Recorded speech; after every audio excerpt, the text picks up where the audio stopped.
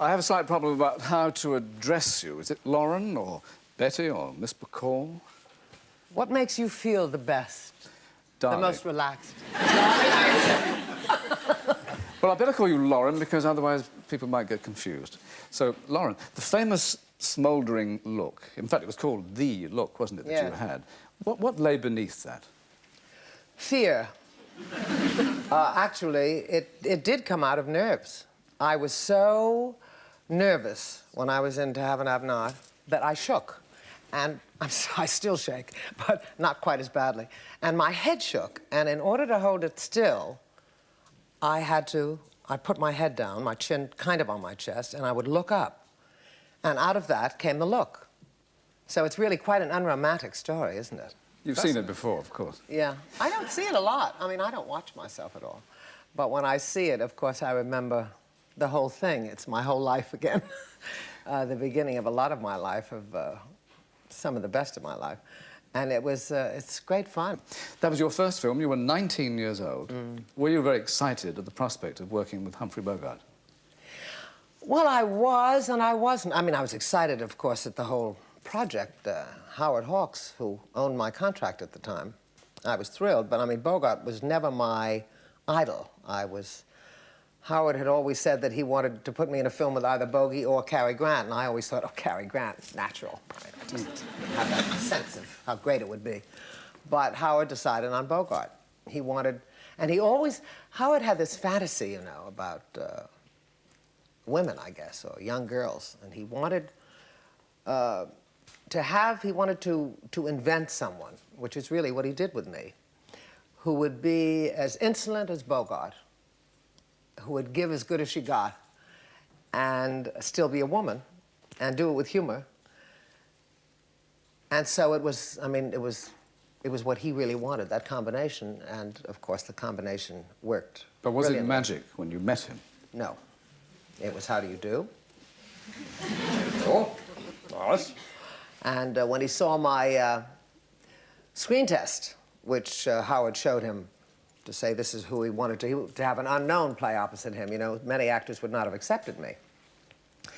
And when I was on my way into Howard's bungalow, Bogey was coming out of it, having just seen the test and met with Howard, and he said, we're going to have a lot of fun together. Well, we did. Went on for quite a while, yeah. Yeah. Your latest film, A Rush Ahead Now, Mr. North, was directed by John Huston's son, Danny. Is that why you agreed to do it? Well, originally, John, of course, was going to be in it. And John and Danny came to see me when I was in L.A. To ask me if I would be in it. And I mean, you don't say no to John. I never would have said no to him anyway. And Danny is a lovely young guy, and I just thought, well, great. So they sent me the script, and I said, sure. And it's not, you know, I mean, it's a kind of ensemble piece, you know. None of us have gigantic roles in it, really. And then, of course, John's illness precluded his being in it. And that, you know, that spoiled it a lot. But I was very glad to have been able to do it. It was really the end of an era when he died. Well, I mean, there's never been anyone like Huston, and there will not be anyone like him. He was unique in his choices, in his intellect, and his talent. And I just feel very lucky to have been involved with him at all, professionally and as a friend. Let's take you back to the happy days again. Then you married Bogey, what, a year or so after your film was released. And you did more films together, of course, but were you quite happy to take a back seat as Mrs. B? Well, he would not have married me if I was not prepared to agree not to just follow my career blindly, have it take me wherever, you know, it would take me. In other words, if I was going to go on location and disappear from home for 6 months at a time, forget it. I mean, he was great. He said, listen, I've been married to 3 actresses, and if you want a career, I will send you merrily on your way. I will always love you, but I don't want to be married to someone that's not going to be with me. And if you want to be married, then that's not what marriage is all about. And I agreed with him. And of course, I was so anxious to marry him, I would have said anything. But I did put my marriage first, and I made that choice. And I had a lot of frustrating years as an actress, many, many years frustration. But I'm not sorry I made the choice. I think it was the right choice. What is interesting is that you made 4 films together, and you both loved a good time. You were both full of fun and humour, but nobody put you in a comedy together. No, I know. And we were very amusing. I really don't understand how that could happen. I was in comedy afterwards. You only had 12 years with him, didn't you? And then he died. Were you devastated? Were you bitter about that? I was, of course, devastated. Bitter, there's nothing you can do about that. That's, you know, and I think I was in a semi-coma all the time myself, because I just kind of went along figuring that that was the way it was going to be forever, you know. He was going to be sick, but nothing would change. And then, of course, you never get used to that, so you can't ever accept it, really. And I don't think it's anything you ever get over, and I don't want to get over it. I mean, I don't want to forget him. I couldn't forget him. He was too big a part of my life and much too important to me. But I just had... I think about him in a much different way, of course, as years go by, and I always smile when I think of him, because he made me laugh.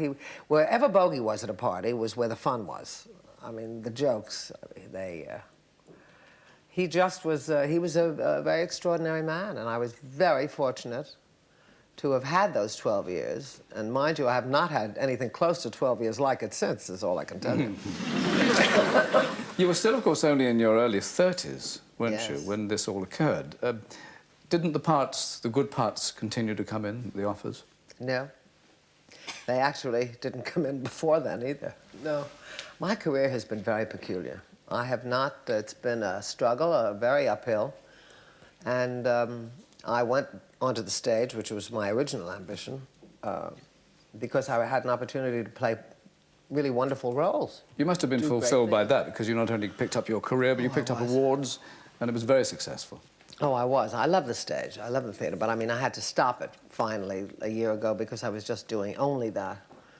But, I mean, wonderful parts. Some people, you know, get the great offers, and some don't. So I just keep going along, you know, and I just keep moving. As long as they don't catch me, I'm okay. Here's a quote I'll throw at you. You can throw it back. You, I read, said, there are very few men in the world. That word men underlined. What is your definition of a man? Well, after you, Michael. I guess it's someone that kind of knows who he is, what he's all about. Someone who is not 2 years old, you know, who has to be catered to, taken care of, who is afraid of, you know, I think the problem with men today, and for the last years that I've been aware of it, at least, is that I mean, when people say, oh, he's afraid to talk to you, you say, oh, really? Why? I don't have fangs. I mean, the fire's not coming out of my ears. I don't know what is there to be afraid of? If you know what you're about, you don't have to be a star, you don't have to be rich, you just have to know what you're about. You have to have a point of view in life. And what I'm interested in more than anything else is an exchange, being able to talk to somebody. And I can tell you something, I don't want to talk about them all the time. I don't want to talk about me either, but... You were close to Frank Sinatra. You married Jason Robards. Both of those men, one would have thought, were certainly their own man. But were they and the other men in your life intimidated by the memory of Bogart? You'd have to ask them. I really... I don't know. I don't know. I mean, I can only guess. I would say that... I don't know. I mean, I don't know... I don't think Frank was just ready, actually, at the time. And Jason, I don't know. I mean, I suppose would be difficult for anyone if you think you're following someone. But if you want to bring something to a relationship of your own and not think in terms of somebody else, that's what's so boring, you know? I mean, just be what you are. Just wondering what I can bring. Just yourself. Point taken. Thank you very much. Now, the last time we saw you on television here was at the Nelson Mandela concert last year. Thought you might sing. I mean, you are musical, aren't you? I did sing in that, actually. Did you? I did, yeah. I was with UB40. I did a backup bit. I wasn't paid well for it, but I did do it. You have a cause, though, that is more dear to your heart, don't you? Yeah. You have a special cause. Tell us about that. Well, it's Tibet. I've been involved with Tibet for the last 5 years. You know anything about this? No. I mean, just superficially I know, but not really. It's a wholesale genocide that's been going on there for 30 years now. And the quick story is that in 1949-50, the Chinese invaded Tibet and very quickly overran the country. And the young Dalai Lama, who was the president, the 14th, was 16 years old at the time. Throughout the 50s, he did his best to change the policies of a very cruel and oppressive occupation. He was unsuccessful. There was a popular uprising against the Chinese in '59, and he split. He made it into India, along with about 100,000 Tibetans. And are you just hoping to bring this to people's attention? What can you do? First point is education. I mean, no one knows what's going on there, so I talk about that a lot. But beyond that, I think there can be pressure laid on China actually to back off, return to China, and give Tibet back to the Tibetans and allow some self-determination there. You've met the Dalai Lama? Yeah, many times. And what does he talk about? Well, he's a very interesting guy because he'll hit you on whatever level will allow him to get into a serious conversation as quickly as possible. I know you have a researcher who has told you a story that you want me to tell, right? Yes, do tell the story about the Dalai Lama and what he said to you. Well, look, I've been on this spiritual voyage a long time, so I'm finally with the Dalai Lama. I've come to Delhi, long trip to New Delhi, and there's a very long trip from New Delhi to Dharamsala, which is about a day's trip north of Delhi and the foothills of the Himalayas. And I'm there about 10 days or 2 weeks, and I finally get to see His Holiness, the Dalai Lama. So I am taken to his house, which is a quite simple house, and I have to go through the Indian guards who are around him for his protection. And then I'm taken to his presence, and I sit there, of course, very nervously, wanting to know the secret of life and of Lauren Bacall and everything else. And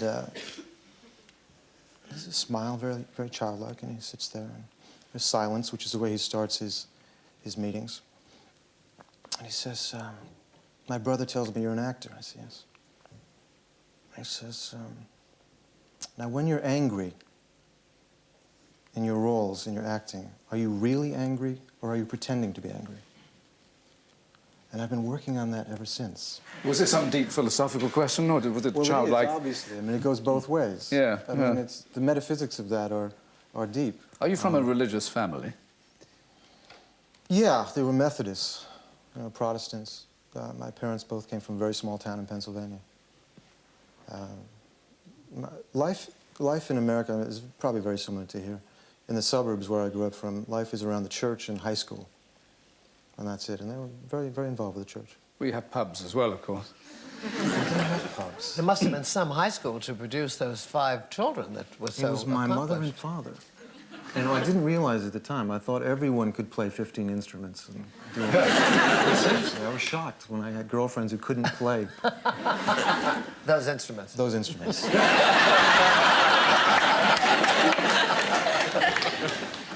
Now you come into this, Lauren. Sorry about that. Your mother, I read, disapproved of Humphrey Bogart. Was this for religious reasons, or...? No, not at all. My grandmother would have disapproved of him for that. No, but no, my mother disapproved of him because she was his contemporary. And she thought, this man's been married 3 times. Why wouldn't he love a beautiful 19-year-old girl? That's what my mother thought, you know. Let's see if his intentions are honorable or not. She was very suspicious of him. And you could hardly blame her, after all, 3 wives and checkered career. But she came round. She came on, they adored one another. They became really good friends, which was because they were very alike. Talk about your new film called Miles from Home. That has shades of your childhood or background, doesn't it? Yeah, you have a clip you're going to show? Yes, we do. Yeah, it's actually, I didn't know that. This is not a setup. The story is really revolving around two brothers, and it's the difference in age is about 8 years, which is the same as my younger brother and me. And the third character is the absent but omnipresent, nonetheless, father who has died. It's a bit like Grapes of Wrath, except that, of course, the land hasn't failed. It's the other way around. Yeah.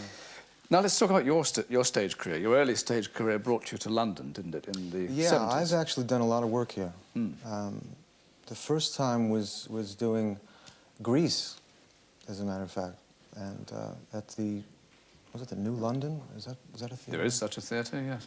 But you could walk the streets unnoticed in those days. New York is still easy. For you? It's a great place. For you still? No, it is for you too, I would think. Yes. You just keep of course, moving. it's harder for me. Richard. It's one of the few places, it's true though, it's one of the few places in the world where you can walk around and you're really not bothered by anybody. You Only are. muggers. No. You would be anyhow. It's true. There was a wartime phrase, talking of Americans over here, it was about the GIs in Britain, you remember it? Overseas, overpaid, oversexed, over here, whatever it was. And, I didn't know that. Oh, say that again. I'll say it properly this time, yes. It was overpaid, oversexed, and over here. That's the way people used to complain in a jealous way about the American troops here. And you filmed Yanks in Britain, in Yorkshire. Was there any vestige of that attitude in England, did you find? No, not at all. In fact, God, I haven't thought about this movie in a long time. John Schlesinger directed that. He was a close friend of Lauren's also. When we filmed it, I mean, Yorkshire hasn't changed, and I don't know how long, probably 80 years, 100 years maybe, it hasn't changed. The same stone houses, and the lifestyle is very much the same, I think. When we filmed the 40s scenes, there were locals who still had their old uniforms and old clothes from that time, and they all showed up dressed in period, you know, tears streaming down their faces at the memories of seeing us actors, you know, coming on the train and with the young girls. It was wonderful time. And what did you do after work? I mean, did you... I don't know, Mike. What did I do after work? What do you do after work? Pretty well the same as you, I should imagine. We all pretty much. But I've been doing it for longer, that's all. I do it better, though.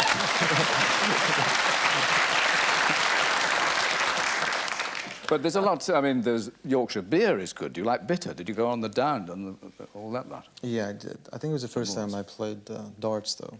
Heavy darts there, which is typically British. We don't have that. You've got to be fit to play Yorkshire darts. Now, An Officer and a Gentleman was the film that made you a superstar. What was the formula for success in that? Very mysterious. I don't really know.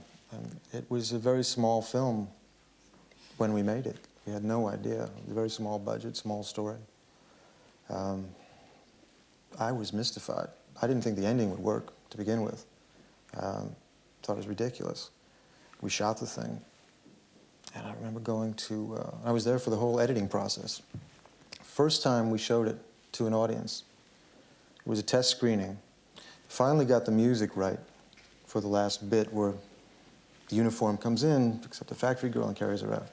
And I'm ready to go like this because I think it's, oh my God. And the music starts, and I start getting a chill.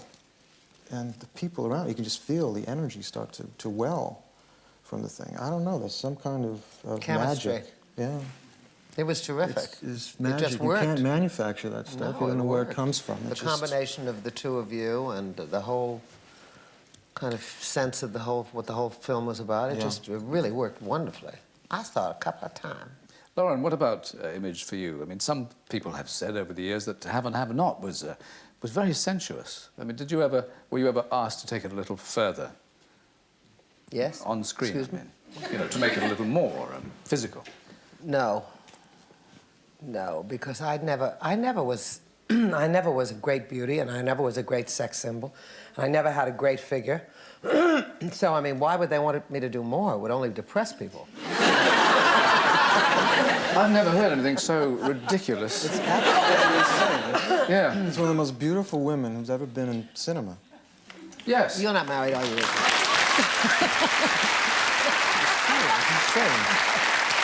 No, but But funny. See, humor has always been my strong point. Oh, but wicked or with it. weak point. Oh, lovely.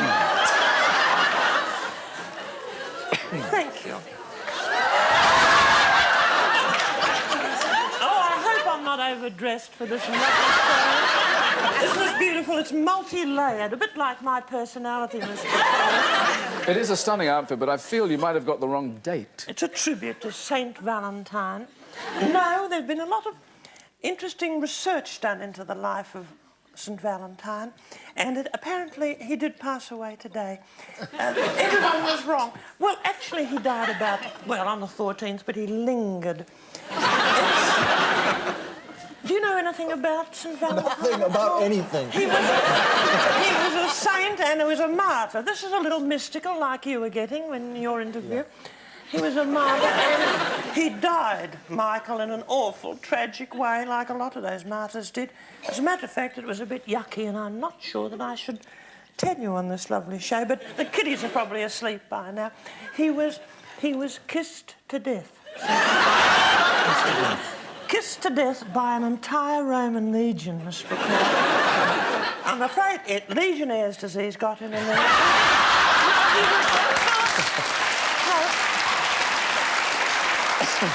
No, he was the first known victim of Legionnaire's disease. He wasn't able to pin it on one particular Legionnaire. I suppose it's a bit like if you're nicked by a circular saw, you can't be entirely sure which one did it. But anyway, that was what happened to him, and this is a bit of a tribute to him. Little hearts, see, woven in there. And the Cupid. They're gorgeous. Oh, beautiful. They're available for adoption, those little Cupids. They look as though they come from a well-known London theatre. But you've all appeared on the West End stage, and you are about to return, Dame Edna. I don't know if the others have seen your gentle, understated performance. Would you like to tell them what you're going to do? Well, he calls it gentle and understated, which shows you that he hasn't seen it either. Oh, well, I'm myself, basically. I loved you in applause. I was out there in the audience clapping away, and in Sweet Bird of Youth by Tennessee Williams. Why didn't you come backstage? I should have. I was a little shy. Isn't that funny to think that I was shy? And jealous, I must admit. I was. It's beautiful. Michael, thank you for bringing two great legends together tonight. Oh, 2.5. Sorry. No, please. I should say, aren't we being awful? I should say 2 3/4, shouldn't I?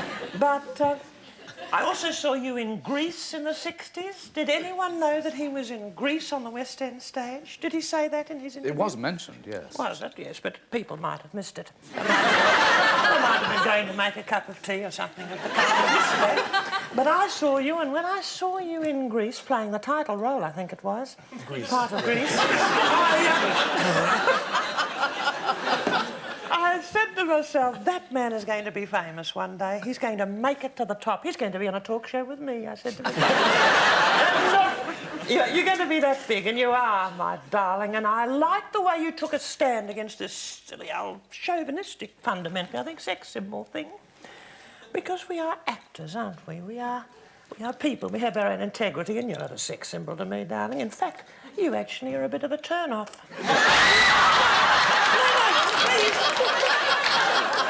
I mean that in a very nice way, I do, because you bring out the maternal instinct in me. You know, when I see you in some of those films, you're either wearing a military uniform or in your little birthday suit. I see your little bits jiggling around. And, Not so little. Not so little. Oh, your little front body. You know, when I see that, do you know what my fingers are doing, Miss Bacall? They're reaching for the talcum powder. They are. Because I want to give them a little dusting. I want to put a little absorbent nappy between those legs of yours. Because I'm a very maternal person, and I feel that towards you. I do. But I'm doing my own show in the West End. You've got to come. It's the third season. What's the name of that It's show? called Back with a Vengeance. It's a return season by popular demand. You see, a lot of people haven't seen it yet, at the Theatre Royal Drury Lane, which you mentioned. And though you've not played it, you could perhaps occupy the Royal Box if it isn't occupied by one of my own friends from the Royal Family. And I'm longing to see your beautiful film, Mr. North, too. Thank And also, of course, your lovely film. I've got it written on my hand. It's called Miles from Home. I had to write it on my hand because I didn't want to put you both in each other's movies. You realise Dame Edna? Marvellous. Please promise me, viewers, you'll see these marvellous people in their marvellous vehicles. The danger of writing on your hand in ink is that it does give you warts, I was told. Does it? Yeah. May I... Just as well I only write on my hand. Have you had in your own... I'm surprised that you've not, over the years, had offers yourself from Hollywood. I have had offers from Hollywood. I don't make a big thing of that, but I mean, I think most of the parts you see Meryl Streep in, I've refused. She told me that, actually. Did she? She told me that. Dear Meryl. She's adorable. They also wanted me to be in The Whales in August. Do you remember that? Playing yes. Lillian Gish's mother. I said, no, I'm sorry. I would have been in makeup for about a month before that, wouldn't I, Miss Bacall? And also, there were so many, with due respect to your ex, there were so many senior citizens, weren't there, in that film? Yes, the car park, can you imagine senior, it? yes. Senior. Car park full of Zimmer frames and ramps. But Gorillas in the Mist, I was offered something and I didn't bother to read the script, though I'm good in the mist. Do you have strong feelings about nudity on stage? Nudity? No, well... Or anywhere else? I can take it as a nudity. I'm in the bath. I think it's appropriate. But I don't have any other strong feelings about it at all. It's people, if they're a lovely body, if they're beautifully formed, then I like to look at them. But I am consulted. I'm more of a guru. It's a compliment to me, isn't it? And please, I'm going to give you both my phone number after this. You can keep it. You won't need to go as far as the Dalai Lama for little insights into life, because I get a lot of calls from the members of the royal family, as a matter of fact. They had this chat line. You know, this chat line has been closed down by British Telecom, mainly because the Queen and me were using it night and day. We were. And also Fergie. Have you heard of her and her husband, the Duke and Duchess of York? They've got this lovely little baby. And they wanted to call it Edna because, after me, is a little tribute, but I said it would give it too much to live up to. Do you see? Edna has royal precedence because there was a Queen Edna of the Jutes many, many moons ago. But I said no. I said, you've got to be careful. They wanted to call it Katie, too. I said, your name is York. I said, you've got to think of the initials. And I said, you could be on quite slippery ground. In the end, we decided on B, Beatrice, little B, and I nursed baby B while Fergie and the husband were in Australia. Do you have, with your insight, do you have anything to tell us about the leaving behind of the baby when Fergie went to Australia? Yes, a lot of people criticise Fergie because she went all the way to Australia and didn't take the kitty with her. And I advised her to do that. I said, look, they've got enough babies in Australia. And I said, it's dangerous taking kitties to Australia because of the marsupial dangers there, you know. The kitties could be molested by a marsupial on the apron at the airport. So I looked after little B. You babysat? I babysat this royal baby. Can you see the picture, Miss Bacall? Yes, It was. I can. And that again brought out my maternal instincts, Richard. In fact, I lactated as soon as I held this little baby in my hand. I ruined a Giorgio Armani blouse. I did. And as a matter of fact, looking at you now, and the little maternal instincts are surging, I'm glad I'm wearing my nursing pads. I've been doing too much talking, and I'm interested in these people. Richard, do you know Australia? Have you ever worked or been to Australia? The airport, that's all. I don't know anything about it. Now you do. My first Australian, it's true. Well, you're not typical Australian, are you? No, I don't think any of us are typical. We're citizens of the world, aren't we? And we give pleasure. I loved what the little llama said to you. It's a mystical thing, isn't it? Something you ponder on. Are you angry, or are you pretending to be angry? I suppose if I'd met him, what would he have said to me? He said, are you gorgeous or are you just pretending to be? Would it matter? Would it matter, possums? And now you're writing your memoirs. It seems a bit premature. I don't think so. Well, look, Miss Bacall wrote her memoirs and her career has hardly begun. Oh, it's continuing, going from strength to strength. I loved it, by the way, By Myself. Still available, still in print, and one of the best showbiz autobiographies I know. And that's high praise. By Myself, by Lauren Bacall.